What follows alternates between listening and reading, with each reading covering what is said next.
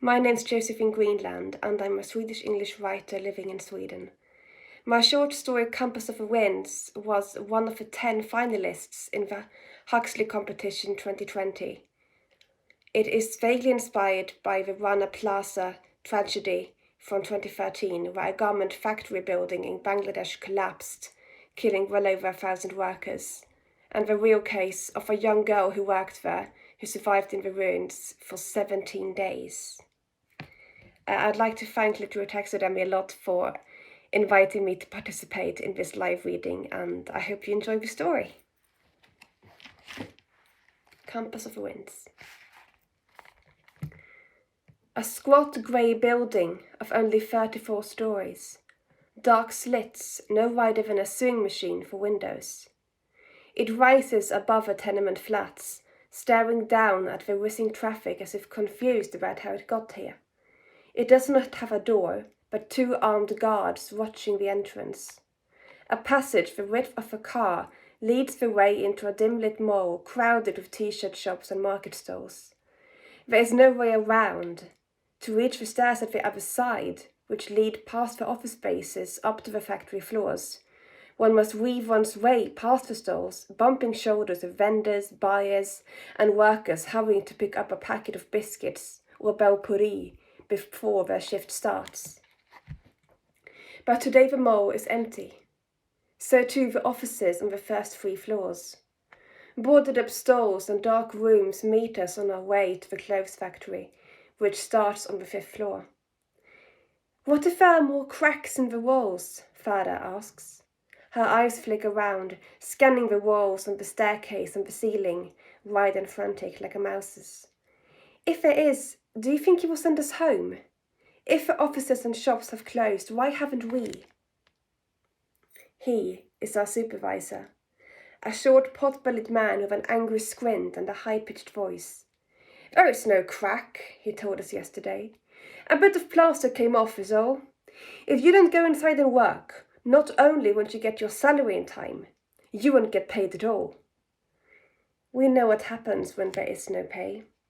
When Mother lost her seamstress job due to a strike, and Father was run over by the motorbike, we had no salary for 4 months. We almost starved. We almost lost the flat. We almost lost my brother Imon, as we couldn't afford his medicine. No pay means no life. Father always said this building wasn't safe, Father whispers as we trip up the stairs. They built it like a stack of cards. She glances at me. Are you wearing the compass? My hand wanders to my chest. I feel the metal object under my shawl. Of course. Father called it his lucky charm. He picked it up from the street one day, thinking a businessman or foreigner must have dropped it. He asked his customers and knocked on doors, but no one recognized it. Mother told him it was broken. The compass hands did not move. Father should take it to a pawnbroker and use the money to get a doctor for Imon. It is not broken, Father said. The hands point south-southwest. He placed his finger beside 3 curly black letters. SSW. Daxina, Daxina, Passima. Father, Nasia, you know what lies there? We shook our heads. Father spoke of foreign concepts in a foreign alphabet, in a foreign language. Translating did not help. The sea, he said. A blue disc all open, a happy place. He ran his finger in a half circle around the bottom half of the compass, from SSW to an E, where the quarter past mark on a watch would be. It is a vast place, the sea. His eyes grew wistful. Maybe the compass is a sign we should go there. We thought something in his mind had broken. We'd heard of the sea, but it was nothing more than a word, an impossible thing, unreachable for the likes of us. Father proved us wrong when he ended that week on a double profit. One would think it was the dry season by the amount of people flocking by his coffee stall. Father saved his extra earnings in envelopes that he hid inside his mattress. You are looking at the richest coffee wallah in town, he'd say with a grin. We can buy our way out of here to the sea, get you out of that grey monstrosity. One day, 6 months ago, He forgot the compass under his pillow. He never made it across the street. A motorbike taxi, blinded by the rising sun, saw him too late. Father died before he hit the road. Father and I swore we would never leave the compass behind again. We'd take turns wearing it, tucking it under our shawl so our supervisor can't confiscate it. Today I am its bearer. You think too much. I touch her hand. Just work, okay? Father pulls her hand back.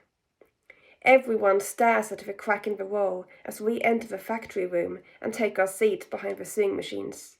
It spiders down from a corner halfway to the floor, disappearing behind the stack of cardboard boxes used for packaging clothes.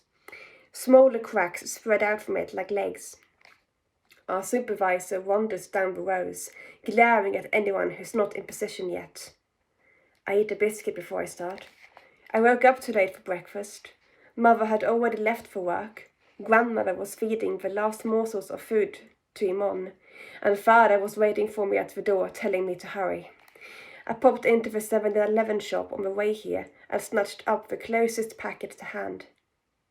Pineapple cream sandwich biscuits. My favourite, my father's favourite. I pull the halves apart, licking the cream before taking a bite. The sweet, buttery biscuit crumbles in my mouth, a welcome change to the rice and dried fish we have at home every day. As my supervisor draws near, I stuff the packet into my rucksack and place the fleece I was working on yesterday under the needle. I feel his razor stare on my shoulder as my foot comes down on the pedal and the needle erratically jabs into the fabric. Soon, all that can be heard is the whir of 300 sewing machines. 20 minutes later, they are silenced. A pulse of light emanates from the lamps, and then we are plunged into darkness. Power cut. Confused voices fill the air, met by our supervisor's order to calm down. We do not yet hear the faint rumbling creeping down from above. Not until the room begins to shake. Panic builds around me. People rush out of their seats and scramble for the door. Farah is 2 rows away from me, blocked from view by a pillar. As I call her name, someone pushes against me from the side, making me look up. The building is falling on top of me. Black. No air, no noise. Only dust, clogging my throat. Breathing sets it on fire. Clamping my mouth shut, I hold my breath, waiting for my body to succumb. It has other thoughts. One by one, my fingers and toes begin to curl, my hands and feet to flex, my arms and legs to bend. They are stiff and sore, but not broken, and as far as I can tell, not bleeding. My right hand wanders up my stomach, registering the even skin and intact ribs, the heart beating as it should be, the throbbing pulse in my throat and the warm breath from my mouth. Alive. A black wooden surface, rough and veined against my fingers, sits above me. The sewing table? I splay my fingers against it and bring all the feeble strength I can muster into my hands. Elbows bend into a push. 2 pushes. 3. With a groan, the table topples over. I sit up. Pain sears my head. There's a bold, sore patch of skin amidst the hair. Fingers red when I bring them to my eyes. Looking over my shoulder, I distinguish black tufts of hair trapped between 2 concrete slabs. I look in search of a light source. A hole 2 meters up the debris, letting in a fragile, filigree light, revealing my surroundings. The bodies, crumpled by my legs. One of them missing a head. A third body beside me, hand extended towards my leg, almost touching. A man, his head twisted to the side at a strange angle. I bite my lip, resisting the urge to pull my legs in, to scramble away and hide. I take the man's hand and hug it. I'm sorry, I whisper. I'm sorry you weren't as lucky as me. His fingers are stiff and unresponsive in my palm. Perhaps he was the one who pushed me from the side when I tried to reach. Farah. I crawl over to the left side of a broken room. A row of debris, wood and cardboard meets my eye, but no sister. No limbs or clothes or hair. The building crumbled like a pack of cards. She could be several meters beneath me. 3 times I call her name, listening to the silence. Then my body folds in upon itself as I sink to the floor, knees to face, rocking back and forth. The sliding of metal against my skin makes me still. I fish the compass out from under my shawl. It glows faintly in the dark. Why me? I ask it. Why didn't you say father too? A voice drifts from my mind, weightless and distant. South, southwest, south, southeast. My gaze is caught by something beyond the compass, a black object, something red and plasticky flashing inside. The biscuits! Within 2 seconds, I've crawled to my rucksack and crammed 2 biscuits into my mouth. I almost cough and back up. The dust in my throat forbids me to swallow. I need water. As if hearing my thoughts, something drips onto my head. And again, a steady drip. Rain. Hitting my face now, drawing red lines across my skin. Sticking out my tongue is not enough. As if on purpose, the raindrops land everywhere but there. I need a vessel to guide them. Letting the compass dangle from my neck, I push myself onto hands and knees.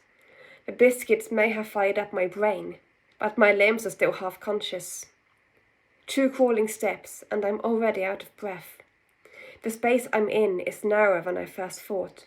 Concrete and rubble scrape against my spine and the sore spot on my head. My hands are eyes, scanning the surface. They close around something slim and cold. A metal pipe. Grasping it, I reach up to the hole, using the slabs as scaffolds to help me stand. I extend my arm and close my lips around the mouth of the pipe. Never has water tasted more like a blessing. I stay until the sky dries up and the last drop trickles down my pipe. Then I sink back into the filigree grey and eat my 3rd biscuit. What now? Faint sounds drift in through the hole. Men calling and shouting. The muted rumbling of machines. 29 stories worth of concrete and alabaster stand between me and the rescuers. By the time they reach me, I could be beyond saving. Wouldn't death be mercy? Movement draws my attention. A shadow skirting across the face of the compass, showing the outlines of a man I know so well. South, southwest. South, southeast. A wind moves down through the hole above me, ticking the bold patch on my head. East. Father would never forgive me if I died here. His daughter's buried with his dreams, his lucky charm nothing but a useless trinket. Death is dishonor. I must hold on until the men reach me. Clutching the compass to my chest, I repeat my father's mantra, eyes shut, trying to imagine that world of blue. The strip of daylight fades, grows, fades again. I lose track of time. The biscuit packet shrinks in size. Instinct pushes my mind beneath the surface of awareness. I become a creature of the dark, a creature of instinct, scuffling through the tunnels of debris, which are now my home, scavenging for scraps of food when my rations are gone. When the rescue men's work sends tremors through the building, I crawl through the concrete tunnels to a safer space, always making sure I have access to the sky. I make a bed for myself out of torn garments and soft amounts of rubble, cradling the compass to my chest, listening to the winds getting louder. Sometimes, a fragment of a male voice whistles with them. One day, the winds are drowned by a thundering roar. Peeking out through a crack between the slabs, I see a monstrous yellow thing with a metal claw, digging up rubble. Bulldozer. Around it, searching through the debris. A tremor causes a piece of alabaster to dislodge from the ceiling and hit my shoulder. I tap the pipe against the concrete, try to poke my head through the crack, so the rescue workers can see me. No sound escapes my lips when I open my mouth. My vocal cords have been unused for so long they've forgotten how to speak. The men drift closer, but their eyes are on the ground, unseeing. Another tremor. Another rubble block, tumbling. I tap the pipe and the compass at the same time, creating a broken, discordant rhythm which slows as my wrists tire.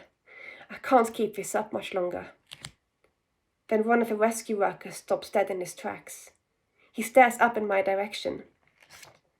"Stop the machines!" The crunch of boots against rubble draws near, and then a sweaty face appears in the crack. Finally, my voice breaks through. "Sir, please help me." The sound is feeble, inhuman. "Are you hurt?" the man asks. "No." A torch is passed through the crack. "Find some clothes. We are going to cut you out." Only then do I realize I'm naked. The rubble must have torn the garments off my body strand by strand. With the aid of the torch, I locate a purple sari, half buried in the rubble, and wrap it around myself. An ear-splintering screech cuts the air. Metal teeth pierce through the concrete, creating new cracks, new splinters of light. The wall tumbles down. A silhouette appears in the opening, blocking the daylight, grabs hold of me by the elbow, and hauls me back into the world of the living. My rescuer cradles me like a baby as he makes his way down the rubble. Noise and movement come at us from all sides. A sea of people, calling, reaching out as if I'm some kind of miracle. As I'm passed through different sets of hands onto a stretcher and carried through the crowd, their chant finally reaches my ears. God is great. My eyes close under the blinding sun, my surroundings and my consciousness drifting away in the waves of Father's mantra. South, southwest, south, southeast, east.